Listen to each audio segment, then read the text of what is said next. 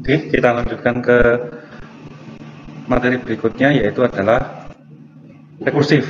Jadi fungsi rekursif itu pernah kalian pelajari pada perkuliahan sebelumnya, mungkin ya. Nah, ini berbeda dengan fungsi biasanya yang prosedural ya, di mana fungsi rekursif ini ada format dan juga spesial dalam analisis efisiensi algoritmanya. Contohnya adalah algoritma perulangan ini ya. Jadi untuk menghitung x pangkat n kita bisa menggunakan fungsi rekursif ya, dengan inputan integer x dan integer n ya.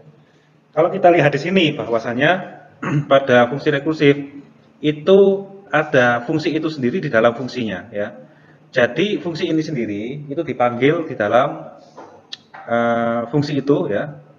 Namun dengan inputan yang berbeda. Kalau kita bisa melihat di sini bahwa tadinya input integer n yang di dalamnya n-1. Jadi kalau kita bayangkan ya proses rekursif ini, dia masuk ke dalam fungsinya ini secara berulang-ulang, nanti dia akan mereturn ke fungsi-fungsi yang di atasnya lagi. Ya maksudnya yang tadi dipanggil ya.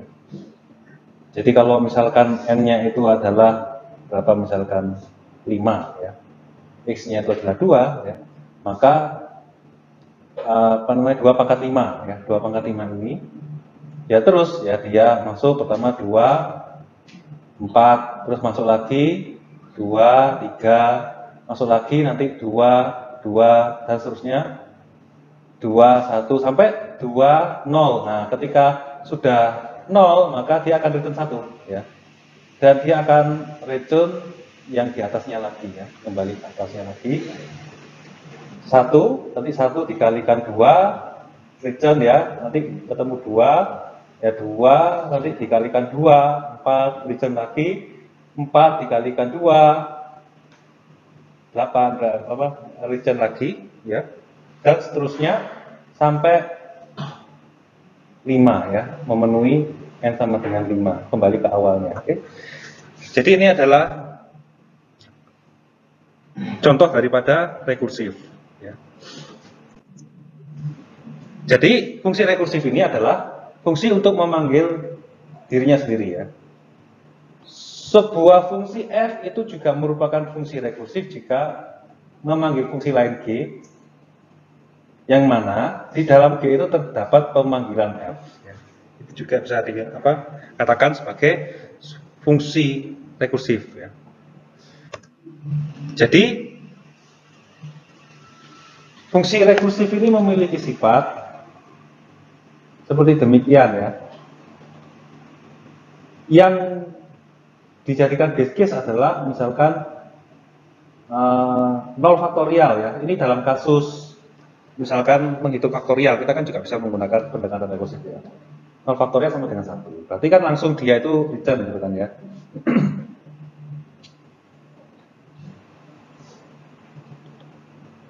Terus kemudian kasus yang kompleks dapat diuraikan menjadi kasus yang identik dengan ukuran yang lebih kecil ya. Misalkan contoh n faktorial itu pada hakikatnya adalah n kali n-1 faktorial. Oke. Nah, itu nanti dipecah ya, bisa dipecah seperti demikian ya. Dengan menerapkan dua karakteristik 2 secara berulang-ulang, sehingga recursive case itu akan mendekati sampai pada base case. Jadi apabila ini diterapkan secara berulang-ulang ya, n-1 faktorial dan n-2 faktorial sampai base case itu titik stopnya. Jadi titik stopnya ketika misalkan 1 faktorial.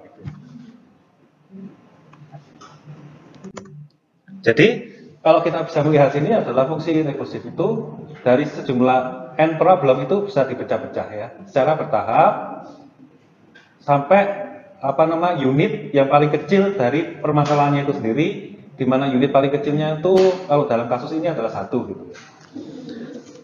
Jadi kalau kita lihat tadi itu fungsi rekursif ada if n sama dengan 0 or n sama dengan 1 return 1, itu contoh daripada nanti ketika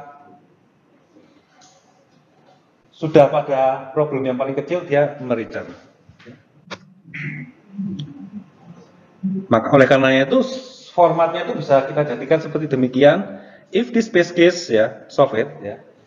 Else redefine the problem using recursion case. Nah, seperti tadi itu ada stopnya ya. Stopnya ketika menemui base case maka solve it. Else dia terus nanti akan terus berputar lagi ke fungsi itu sendiri ya. Cabang if berisi base case ya, sedangkan bagian else-nya itu berisi recursive case ya. Agar recursion itu dapat berhenti, maka input recursive case harus mendekati base case di setiap pemanggilan fungsi rekursif.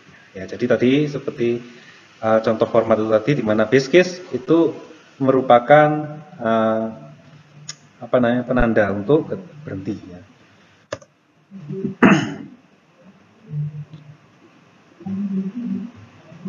Nah ini seperti contoh itu tadi, buatlah fungsi rekursif untuk menghitung nilai x pangkat n.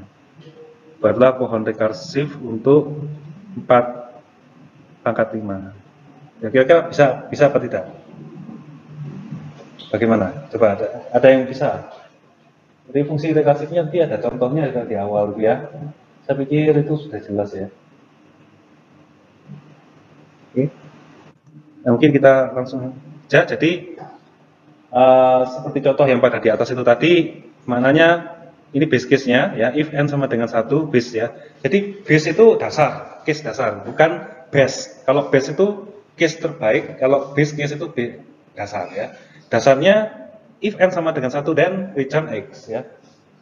Else dia terus berulang, masuk ke fungsinya lagi, x kali pangkat dengan inputan x minus 1.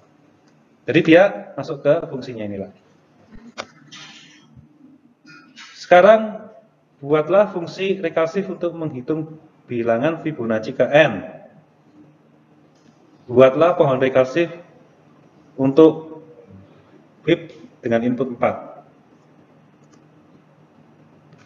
Nah, pada kasus Fibonacci ini ada base case, yaitu if n sama dengan 0 dan return 0.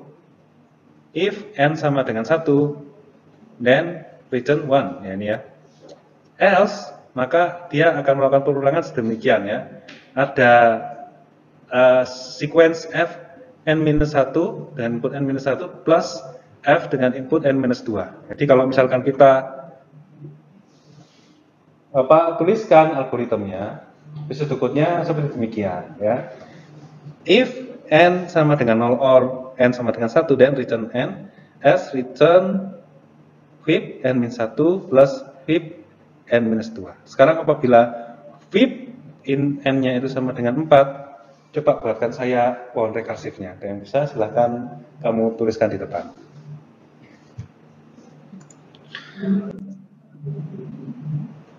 Nah, sekarang kita menganalisa efisiensi algoritma rekursif ya. Dari pangkat ini yang sudah kita pelajari sebelumnya ya, kita coba untuk analisa efisiensi waktu algoritma rekursif. Langkahnya untuk menganalisa waktu algoritma rekursif, 1, tentukan metrik untuk ukuran inputnya n atau berapa itu ya. Terus kemudian identifikasi basic operation-nya. Ketiga, tentukan apakah ukuran input yang sama, banyaknya eksekusi basic operation bisa berbeda. 4, tentukan persamaan rekursif yang menunjukkan berapa kali basic operation itu dieksekusi. 5, cari rumus langsung yang menunjukkan banyaknya basic operation. Jadi yang terakhir ya, kita mencari rumus ya. Oke. Jadi metrik untuk ukuran inputnya, yaitu adalah sesuatu pada input yang jika membesar maka banyaknya pemanggilan fungsi rekursif akan bertambah ya. Contohnya adalah n ya.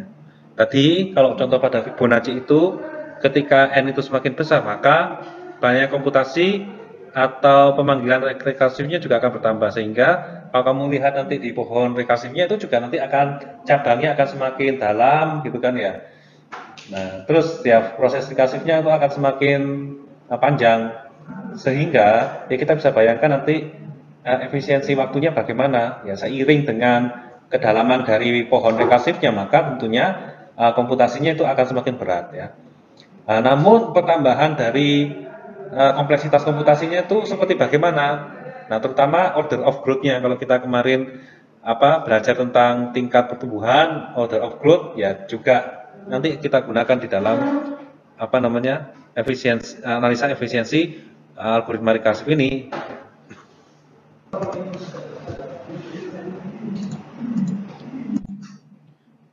Terus kemudian basic operation ya, atau base case tadi itu ya, base dasar, operasi dasar ya.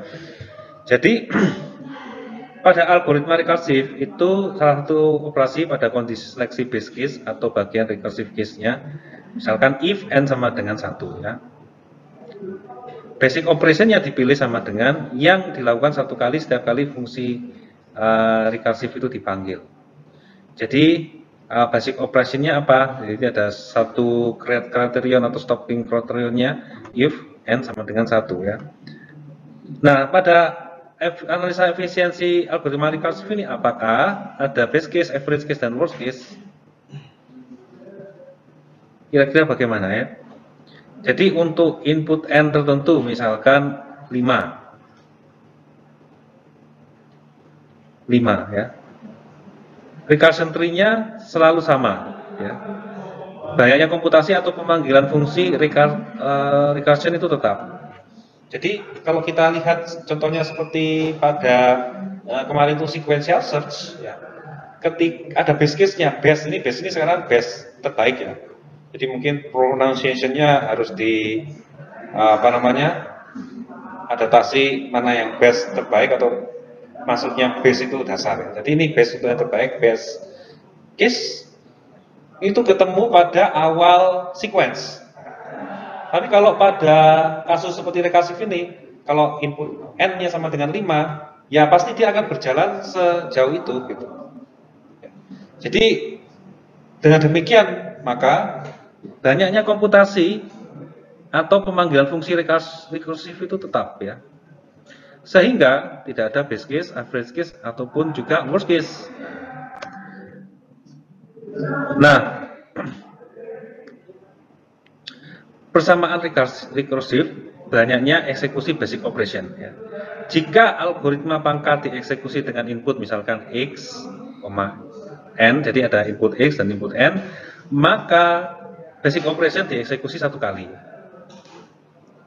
Namun pada saat eksekusi, algoritma tersebut juga akan memanggil dirinya sendiri dengan input a, misalkan ini sebenarnya bukan b ya, n-1 gitu kan ya. Hal ini menyebabkan secara internal basic operation dieksekusi lagi ya. Maka berapa kali banyaknya basic operation dieksekusi untuk input n? Kalau misalkan yang seperti contohnya Fibonacci ini, basic operasinya dijalankan berapa kali?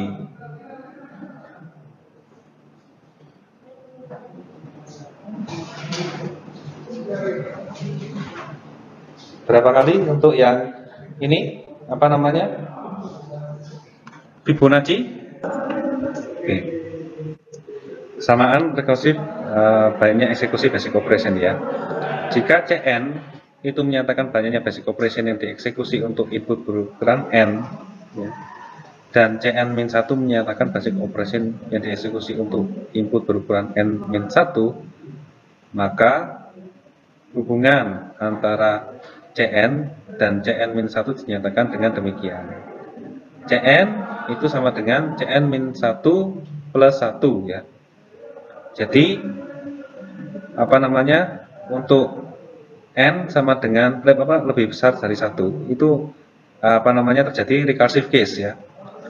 Apabila n-nya itu adalah 1 ya, c dalam hal ini 1, maka terjadi base case atau kasus dasar. Kalau dasar itu ya misalkan seperti Fibonacci ini, kalau misalkan n-nya itu 1 ya sudah dia ketemu x key-nya sudah kita bentuk base case.